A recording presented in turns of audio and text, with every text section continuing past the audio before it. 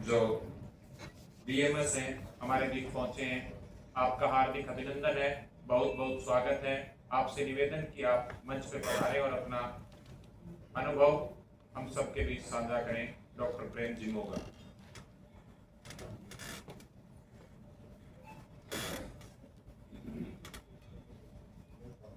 Hello, मेरा नाम वैद्य प्रेम मोगा है और मुझे आयुर्वेद में 5 साल हो गए हैं। शुरुआत हमने हिसार से की थी और अभी हमारा हॉस्पिटल गुड़गांव सेक्टर 83 मानेसर में हमने स्टार्ट किया है।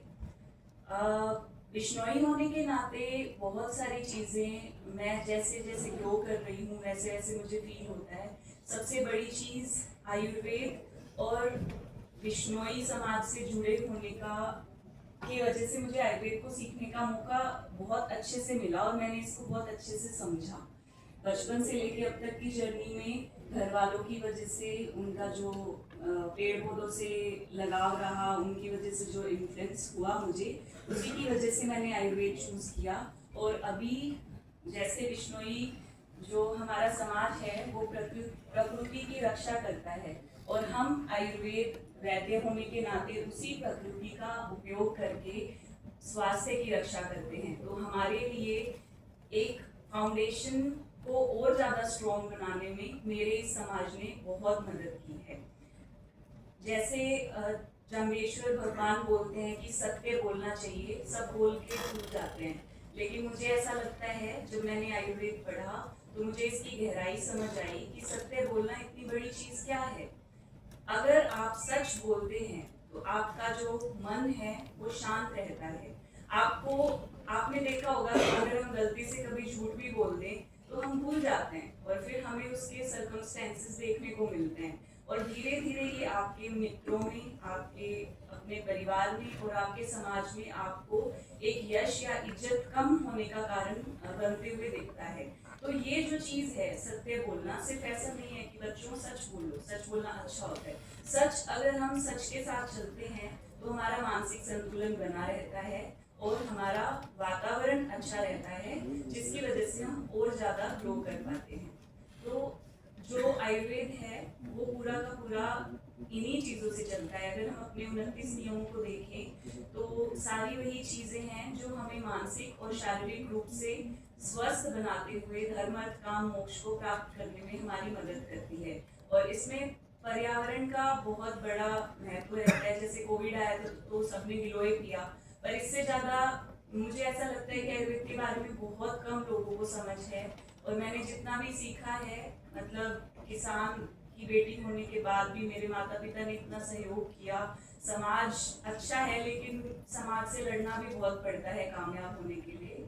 तो उन्होंने इतना साथ दिया, मैं घर से बाहर निकली, चीज़ें सीखी, तो बहुत सारी चीज़ें महसूस हुई और ये समझ आया कि जितना हमने सीखा है वो हम और लोगों को बता पाएँ, जिससे कि उनको उनका वो स्ट्रगल कम हो जो हमने महसूस किया है।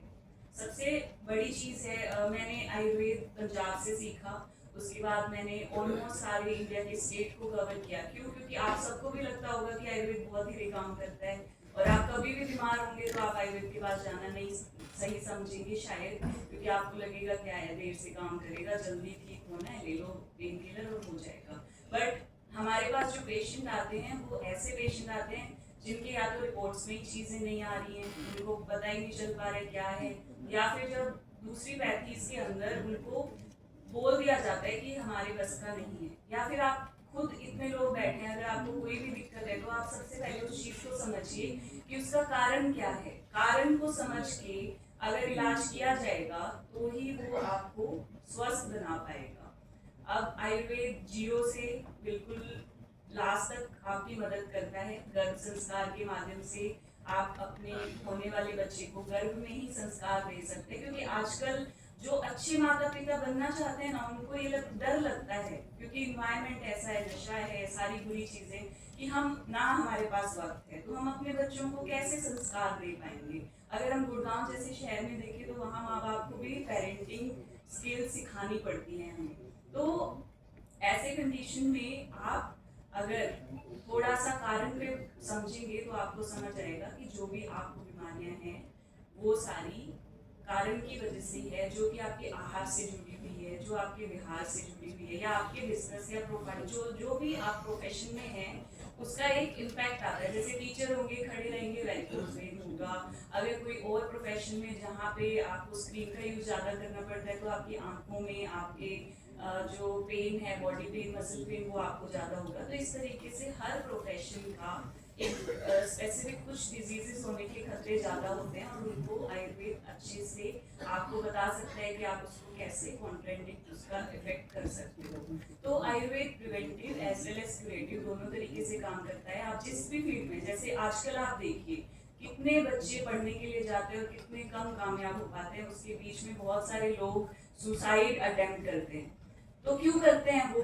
क्योंकि पहली गलती माँ बाप की है, प्रेशराइज करते हैं और बच्चों में जहाँ कमियां हैं उन पे काम ना करने की करके वो सिर्फ धकेलते हैं कि करना ही पड़ेगा।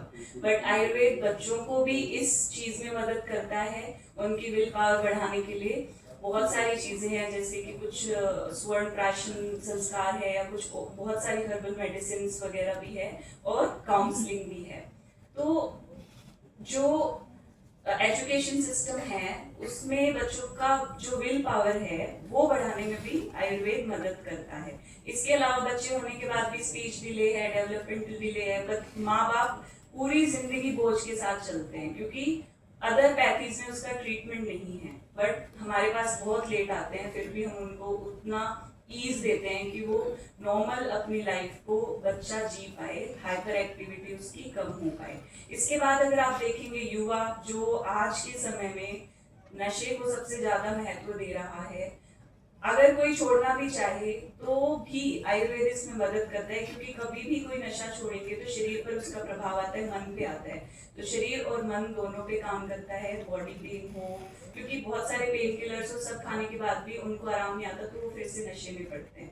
तो ऐसे में जो रूट है क्यों उन लोगों को नशे की तरफ जाना पड़ा, उस चीज को समझते हुए उसके कारण पर जब काम किया जाएगा तो ये समाज नशा मुक्त हो सकता है या फिर युवा इस भारत के लिए कुछ अच्छा कर सकता है। आप सब कोई ना कोई व्यापार से जुड़े हुए हो, आप सब पैसा कमाते हो, लेकिन क्या सिर्फ पैसे से ही आपको सुख मिलेगा?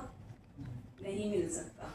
क्यों? क्योंकि आपका जब स्वास्थ्य है, आपका जब मन सही होगा तो ही जो आपको पैसा आ रहा है उसका सही उपयोग आप करके आप आगे बढ़ सकते हैं।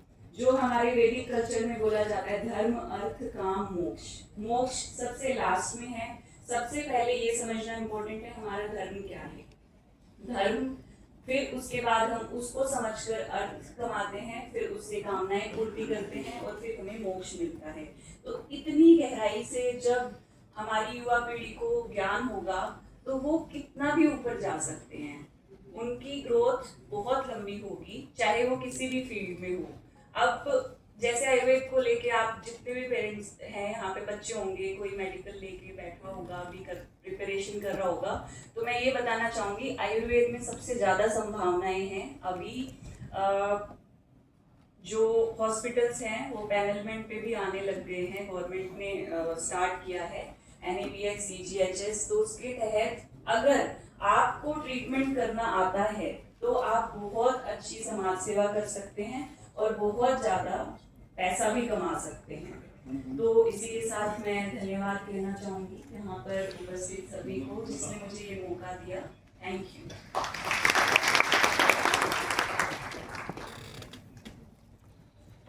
बहुत बहुत धन्यवाद डॉक्टर प्रेम जी मोगा का।